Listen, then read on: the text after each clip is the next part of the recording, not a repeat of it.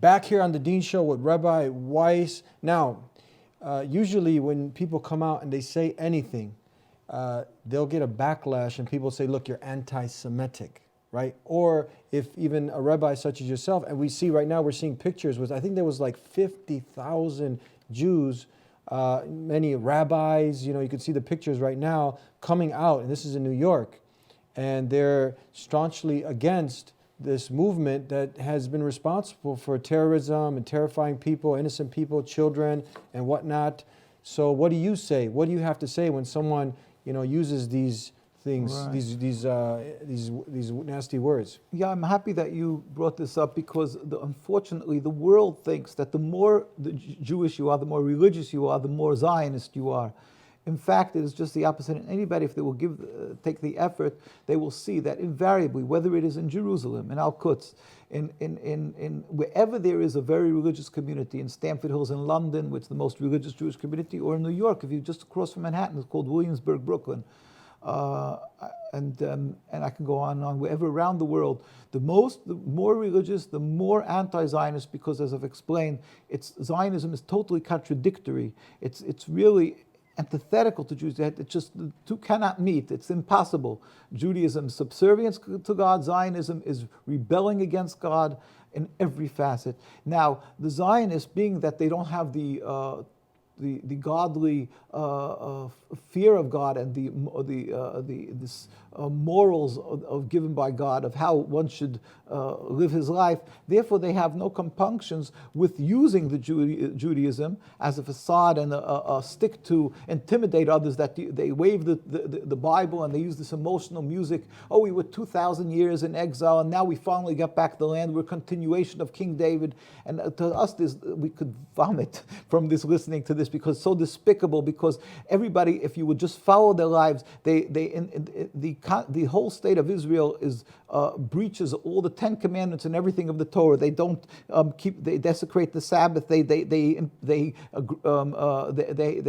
have non-kosher foods. That they have pigs and everything. They dig up graves for archaeological purposes. And I go on and on. They do forced autopsy. But not only that, they brutally beat the Jews who are religious Jews. They detest religious Jews. I just say a statement. Theodor Herzl, in traditional Torah opposition to Zionism, Theodor Herzl wrote that the solution, and I have this in this. We have some of their statements. He said, I'll quote him in his own diary. The way to solve the problem of anti-Semitism is to speak to the head priest of Vienna, to get an appointment with the Pope to make a mass conversion of all the Jews of Austria to Catholicism. That was his solution. It should be done on a Sunday in the middle of the day with music and pride publicly. We are the last generation that held on to the faith of our forefathers. Jews gave their lives for their religion throughout the history. And here he says, we'll just drop it with music and pride. And he himself carried out he had one son and he announced publicly that he's not circumcising his son, the thing that Jews gave their lives for.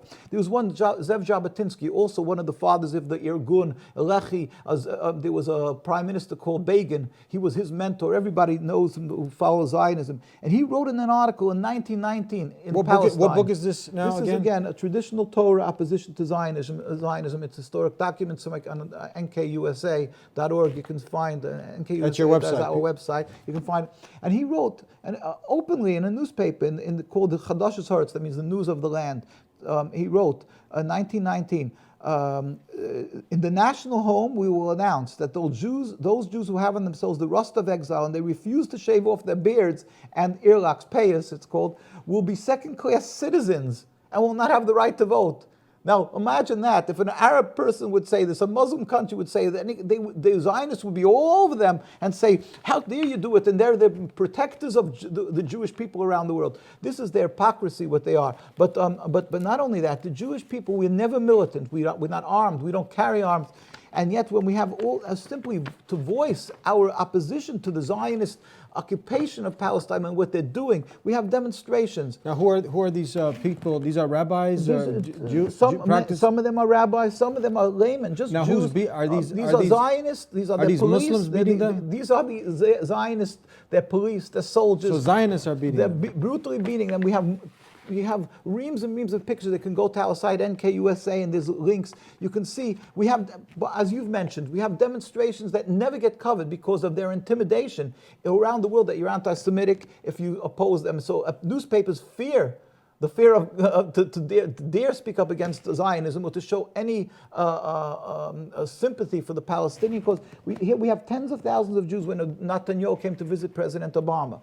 We have, as you said, in New York, we have every year we have many times demonstrations. And they're saying tens of thousands of Jews saying that we are against the existence, the mere existence of this rebellion against God called the Zionist state of Israel. We don't accept it. It's unacceptable to God. Not we don't accept it. It's unacceptable because we are Jews. Because we are Jews, we oppose the existence of the state of Israel. We sympathize, we cry with the people of Palestine in their suffering. And what happens in Palestine? This is what happens in Palestine. We get brutally beaten. These are Israeli soldiers. This is what they do day in and day out. We get arrested, we get brutally beaten, our leaders were assassinated. And this is the chief rabbi of Palestine today, but nothing to do, again, with the Zionist rabbinate or that chief rabbi, which is a facade. It's just window dressing, and that they should be able to carry out whatever they need to do, rip up alabaches.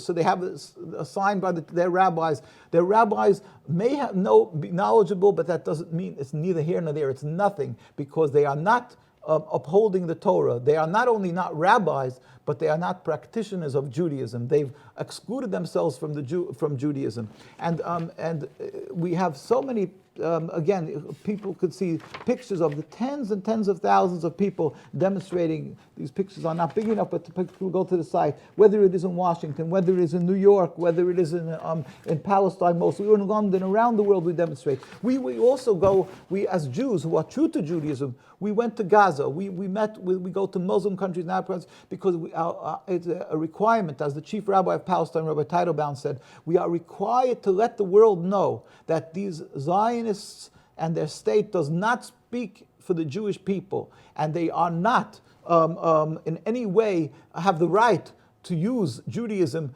to oppress, to steal the land from the Palestinian people.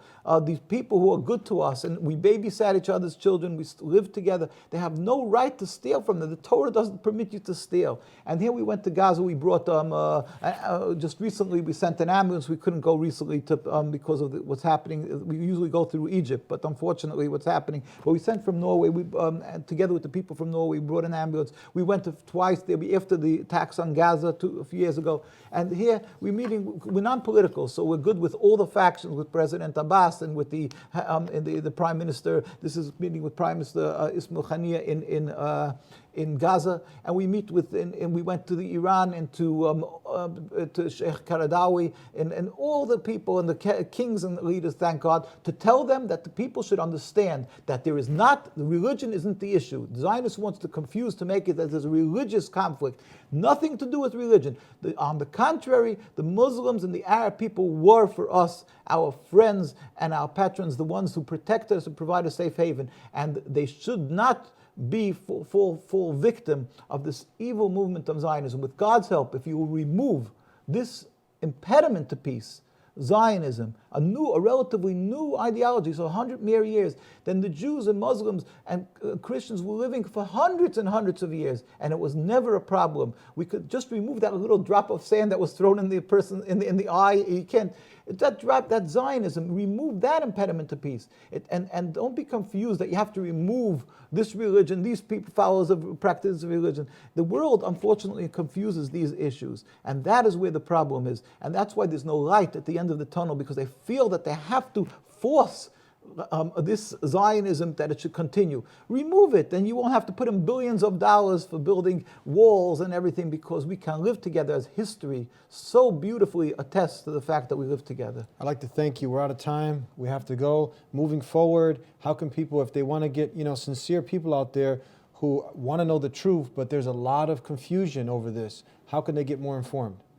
Well, with God's help, they can go to our site, www.nkusa.org, and as in November, nkusa.org, and there's a lot of sites, links. They can go to that. We urge people, don't call it a Jewish state, call it a Zionist state. You shouldn't fall into the trap of being referred to as anti. And we urge people both to pray to the Almighty, who ultimately is the one who brings the results, and do not be silent, do not be intimidated. Stand up for the people of Gaza and Palestine, to urge the leaders, just as South Africa was stopped from the apartheid. We can, with God's help, we will be able to, by having and putting pressure on our politicians that they should understand they have to stop this injustice. And we plead with people, invite us and let us know of conferences around the world, and bring us there. We do not charge honorariums. It's our godly obligation to educate the world to understand that there is a way out of this terrible, terrible Nakba, this tragedy, simply by removing this impediment to peace. God help speedily, peacefully, and sooner nowadays. And then we can live together in peace and harmony. In peace. Thank you so much. Thank you so much for being with us here on the Deen Show, Rabbi. Thank you.